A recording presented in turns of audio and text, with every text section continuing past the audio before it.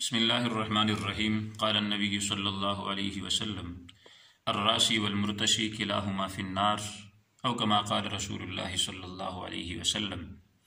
رشوت کے حوالے سے گفتگو کرنا چاہوں گا کہ رشوت لینے والا، دینے والا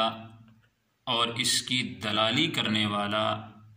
یعنی لکھنے والا، ان تینوں کا کیا حکم ہے شریعت کے اندر۔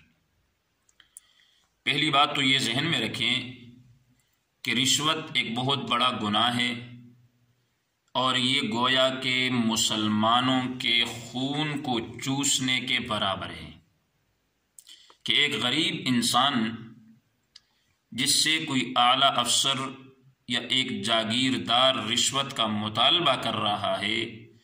تو در حقیقت وہ اس سے رشوت نہیں لے رہا، بلکہ وہ ایک غریب خاندان کو مکمل طور پہ تباہ و برباد کر رہا ہے۔ تو اس لیے یہ ایک بہت مذموم کام ہے۔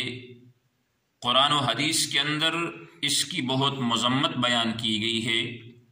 جو حدیث مبارکہ میں نے آپ کے سامنے تلاوت کی، اس میں آپ صلی اللہ علیہ وسلم نے فرمایا کہ رشوت لینے والا جہنمی، دینے والا جہنمی ہے۔ اور اسی طرح ایک اور روایت کے اندر آپ صلی اللہ علیہ وسلم نے فرمایا کہ رشوت لینے والا اور دینے والا جو ہے یہ دوزخ کے اندر جائیں گے۔ اب یہ بات ذہن میں رکھنا کہ انتہائی افسوس کے ساتھ یہ کہنا پڑتا ہے کہ آج انسان اپنے جائز کام کے لیے جائیں تو تب بھی آگے سے رشوت کا مطالبہ ہوتا ہے، ناجائز کام کے لیے جائیں تو تب بھی آگے سے رشوت کا مطالبہ ہوتا ہے۔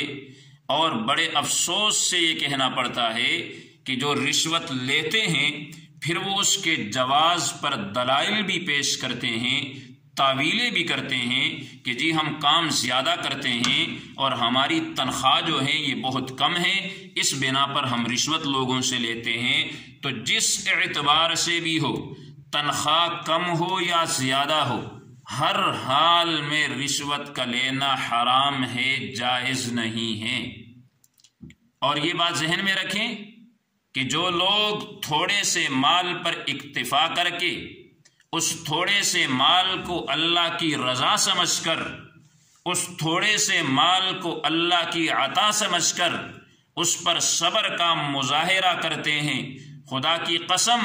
تھوڑا سا کھانا کھا کے رات کو آرام کی نیند سو جاتے ہیں، صبح کی فکر نہیں ہوتی، اور جو حرام کی کمائی کھاتے ہیں، جو رشوت کے ذریعے سے غریبوں کا، ناداروں کا، مسکینوں کا خون چوستے ہیں، ایسے لوگوں کے پاس لاکھوں، کروڑوں، اربوں روپے کے باوجود ان کی زندگی کے اندر سکون نہیں ملتا۔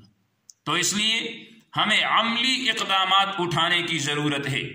ہم تہنا کچہری کے اندر جائیں، ہم عدالتوں کے اندر جائیں، ہم جس اعتبار سے جہاں پر بھی معمولی کام ہو، ایک چپڑاسی سے لے کر بڑے سے بڑے وزیر اعظم کے پاس جانے تک جو بھی کام کروانا ہو، رشوت کے بغیر کوئی کام نہیں ہوتا۔ پھر ہم کس اعتبار سے ترقی کریں گے؟ کس لیول پہ ہم اپنے آپ کو مسلمان کہتے ہیں؟ کس لیول پہ ہم اپنے آپ کو محمد عربی کے غلام کہتے ہیں؟ کس لیول پہ ہم اپنے آپ کو ایمان والے کہتے ہیں کہ تھانے کے اندر جس کرسی پہ سے چوسا بیٹھے ہوتے ہیں، پیچھے حدیث لکھی ہوئی ہے کہ الراشی والمرتشی کلاہما فی النار، کہ رشوت لینے والا، دینے والا دونوں جہنمی ہے۔ باہر گیٹ پہ حدیث لکھی ہوئی ہے تھی کہ الراشی والمرتشی کلاہما فی النار، کہ رشوت لینے والا، دینے والا ہر ایک جہنمی ہے۔ لیکن افسوس کے ساتھ یہ کہنا پڑتا ہے کہ پتہ ہونے کے باوجود کہ یہ گناہ کا کام ہے، یہ ناجائز ہے، یہ حرام ہے، یہ مسلمانوں کے خون چوسنے کے مترادف ہیں، لیکن اس کے باوجود بھی اگر ہم اس کے مطابق عمل کریں گے، ہم مسلمانوں سے، ہم غریبوں سے، ہم ناداروں سے، ہم مسکینوں سے رشوت کا مطالبہ کریں گے تو یہ بات ذہن میں رکھیے گا کہ ہمارا معاشرہ کبھی ترقی نہیں کر سکتا۔ اور شریعت کے اندر ایک آدمی نادار ہے، مجبور ہے، وہ اپنا جائز کام کروانے جاتا ہے، مسجد کا میٹر لگوانے جاتا ہے، مسجد کے حوالے سے کوئی کام ہے، یا اس کے علاوہ